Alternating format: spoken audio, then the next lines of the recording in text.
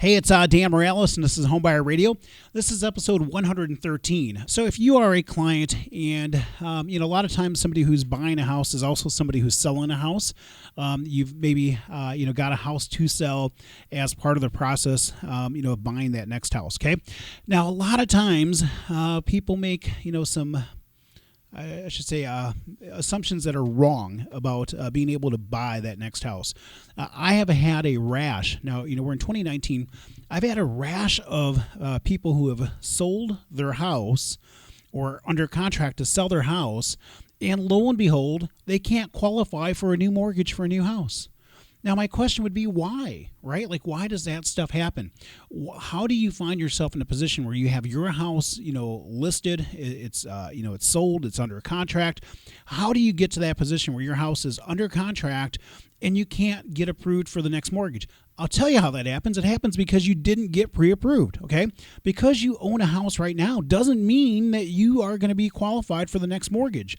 There are a number of times where people will, own a house and they'll pay stuff late, they'll have collections, they'll have judgments, they'll have all kinds of things that happen after they buy that initial house, and then they have maybe some equity in that current house that they have. Then they turn around and, gosh, I've got a big chunk of equity from that house. Surely, even though I've paid some stuff late or I have some collections or judgments, surely I'm going to be able to qualify for that next mortgage. It's not going to be a big deal. Well, I can tell you for one client that I just talked to this week, that was a big deal. They don't qualify, okay? And so now they're under contract to sell their current house. They don't qualify for the next mortgage. So guess what? You go from being a homeowner to a renter, right? Because now you're in a bad spot. You're in a really bad spot because you have your house sold and you can't qualify for a mortgage. And so don't find yourself in that position.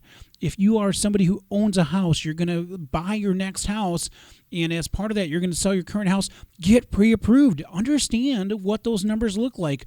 Understand what that scenario looks like before you get too far into selling your house, because what happens if you don't like the numbers that are tied to your new house? Right? What happens if you don't like the monthly payment? What happens if the monthly payment's more than what you thought, right? Next week we're going to talk about, I talk about this all the time, having reasonable expectations, right? But if you're going to sell your current house and you're going to buy the next property, make sure you qualify before you do that. Okay, make sure that you're eligible. Make sure you understand, because oftentimes there's little things that can stop somebody from qualifying. I'll give you a story, okay? So I just had a conversation this week with a gentleman who is a retired attorney, okay? This gentleman has just under $1 million in liquid retirement assets, okay?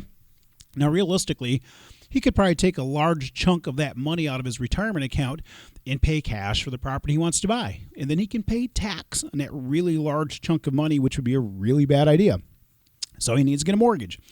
Well, this person didn't realize that there was something in their financial picture, if you will, that prohibits them from being able to get a mortgage. Now, fortunately, I found a way to help him out, but he got turned down by other lenders because they couldn't find a way to get it done. Now, he'd be in a position where he's obligated to buy a property. He has a property he needs to sell. He has this really complex financial picture that he had no idea how difficult it was, because he had a big chunk of money in the bank, so he figured, no matter what, it's all going to work out.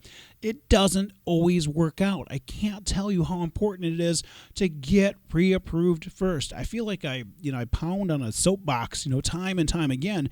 Get pre-approved first, but get into the bank first, okay? Going and looking at houses and writing offers and doing stuff like that. First of all, and I know this is going to tick some realtors off. First of all, if your realtor's letting you go out and look at properties and you don't have a solid pre-approval, you should be concerned. That is a red flag that maybe your realtor is lacking some experience that they should have. Okay? And if you're an agent, if you're a realtor listening to this and you're out there and you're showing clients a bunch of houses and you don't even know what they qualify for, you don't have an idea of what their financial picture is, or you don't have a good, solid lending partner to work with, step up your game. Get tied to somebody who knows what they're doing. Somebody like me who knows what they're doing is going to give you an honest answer to help you guide your client. I want my clients to have a successful home ownership experience. I want them to have a successful mortgage experience. The best way to do that is to start this process earlier so we can head off problems and challenges and difficulties that are part of this process and oftentimes avoidable. And sometimes these are little things that come up that people have no idea are there. Okay, so don't be a victim of some of this stuff, right? Let's work together. Let's get you started in this process early. Let's get everything lined up and ready to go. So that way, when you go out there and you're looking at homes, you have a really good idea of what to expect as part of this mortgage process. Hey, my name is Dan Morales. I go by Dan the Mortgage Man. You can find me online at danmorales.com. That's DANMORALEZ.com. You can call me at 616-931-4629. My MLS number is 709-729. And of course, North Point Bank is an equal housing lender. Now, hey, if you're watching online, right, we're going to put these on. They're going to be on YouTube. We do them on Instagram TV. Really making a big push to kind of grow our Instagram TV following. So if you're somebody who's used to listening to the podcast, follow us on Instagram, okay? I would appreciate that a ton. I'd appreciate you sharing this podcast because hopefully you're going to find the content is relevant to you. It hopefully provides value to you, enough value that when you're ready to buy a house, you reach out to us. We lend in all 50 states. Now, granted, all programs are not available in all 50 states, but most programs are available in most of the 50 states. But we'd love to have the opportunity to work with you. If you're somebody who has gained some knowledge or this podcast has helped you in some way, shape, or form, hey, do me a favor. Write a review on iTunes for us, or write a review even on Facebook on my Dan the Mortgage Man page, or leave a positive comment on YouTube and good stuff like that. Just help us to get the word out there. And of course, if you're in the market for mortgage, we'd love to have the opportunity to work with you.